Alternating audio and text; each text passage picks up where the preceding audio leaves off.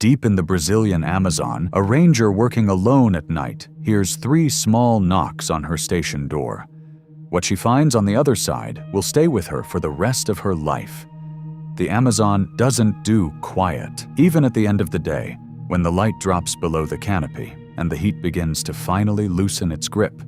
The forest just trades one kind of noise for another.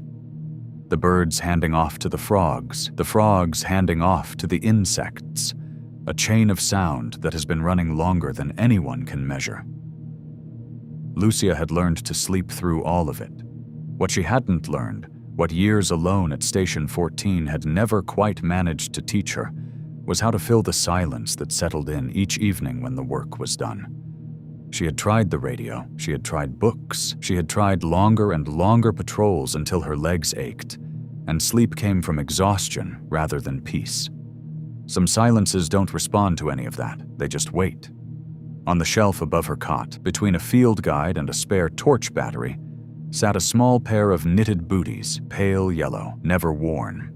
She hadn't put them there deliberately, they had simply ended up there, and moving them had never felt like something she was ready to do. She was at the desk filling out her patrol log when the sound came. Faint enough that she thought at first it was a branch against the outer wall. Then it came again, soft, deliberate, 3 small knocks on the station door. Lucia set down her pen. She crossed the room and opened the door. The capybara stood on the bottom step, looking up at her. She was enormous, belly hanging low, dark fur damp and tangled, where she'd pushed through undergrowth. Her round eyes caught the light from inside and held it. She didn't flinch or back away. She just stood there, breathing in slow, labored pulls, shifting her weight from side to side, like something that has been carrying too much for too long and has finally stopped walking. Lucia had seen hundreds of capybaras in these forests. She had never had one knock on her door. She looked at the animal's belly, at the exhaustion in every line of her body, the way she stood there without aggression, without fear, just needing, plain and uncomplicated. Lucia stepped back and opened the door wider. Rosa, because Lucia would call her that later quietly, to herself, moved across the threshold one careful step at a time and settled near the far wall with the groaning relief of something that has been waiting a very long time to stop moving. Her sides heaved. Her eyes stayed open, watching the human who had let her in. Lucia pulled the old canvas mat from under the equipment shelf and worked it beneath her without rushing, without touching her more than necessary. Then she filled a shallow bowl with water and set it within reach. Rosa sniffed it once and drank long, slow pulls, her eyes half closing. Lucia sat cross-legged on the floor and looked at her properly.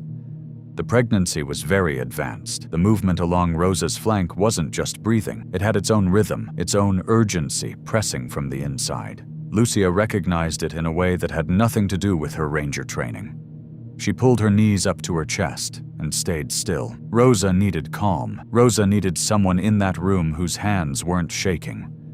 Lucia's hands were not shaking.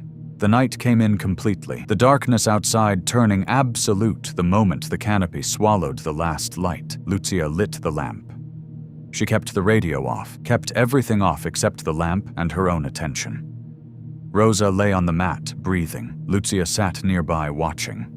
Around midnight, Rosa began shifting more frequently, adjusting, repositioning, her breathing shortening. Lucia got up slowly, fetched towels from the supply shelf, warmed a small amount of water, and laid everything within arm's reach.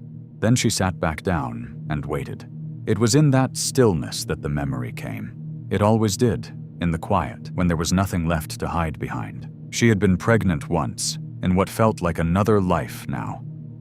Living at a small outpost not unlike this one, 3 hours from the nearest town. A night when things went wrong too fast and the roads were washed out from 3 days of rain. She had waited for help that came too late. She knew what it was to need a door to open and have it stay shut. She looked at Rosa, her damp fur, her heavy sides, her dark, patient eyes, and felt something move through her chest that she didn't try to name. She had opened the door. That was enough. That was everything. She unfolded her hands, rested them on her knees, and kept watching. The first pup arrived just after 1 in the morning. A small wet sound, and Rosa's whole attention collapsed inward. Her nose was working before Lucia had fully registered what had happened. The pup was tiny and dark and slick, and Rosa nudged it once, twice. It moved, it breathed. Rosa kept going. The second came about 20 minutes later, smaller but strong, pushing immediately toward warmth. The third arrived just before 2. It came too quietly. Lucia was already leaning forward. The pup was the smallest of the 3, with deep brown fur, warm, even wet, and Rosa nudged it, and nothing happened. Lucia watched just long enough to be certain, and then her hands were moving, lifting the pup, tipping it forward, clearing the airway, her thumb in small, firm circles against the tiny rib cage. The pup opened its mouth and made a sound.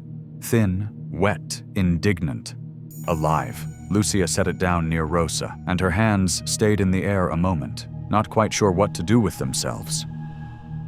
Rosa looked at the pup, then she looked up at Lucia directly, steadily, for 3 or 4 seconds. Not the quick glance of a wild animal tolerating proximity, something that lasted long enough to mean something. Then she turned back and began cleaning her pup with long, unhurried strokes. Lucia sat back on her heels, pressed both palms flat against her thighs, and breathed. She looked at the small brown pup making its way toward its mother's side, legs already working. Brownie, she thought. That one is Brownie.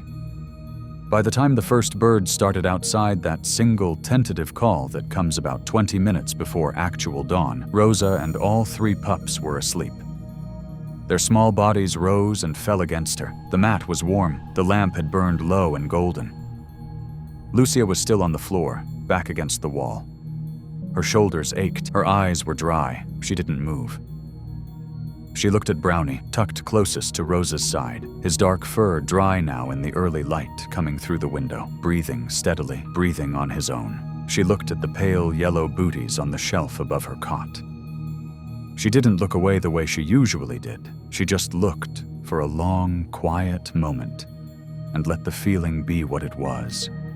Like Rosa had carried her 3 through the dark and the distance and the long, uncertain night until morning came.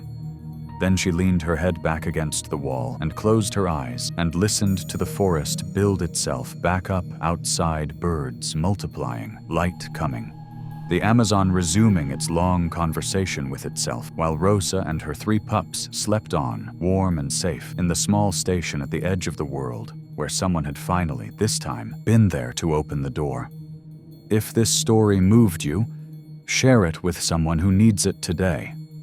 And tell us in the comments, have you ever witnessed a moment where an animal and a human understood each other without a single word? We read every single one.